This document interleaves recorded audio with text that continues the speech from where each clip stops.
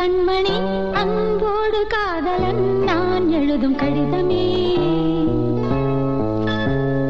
பொன்மணி உன் வீட்டில் சௌக்கியமா, நான் இங்கு சௌக்கியமே. உன்னை எண்ணி பார்க்கையில் கவிதை கொட்டுது, அதை எழுத நினைக்கையில் வார்த்தை முட்டுது. ஓஹோ கண்மணி அன்பு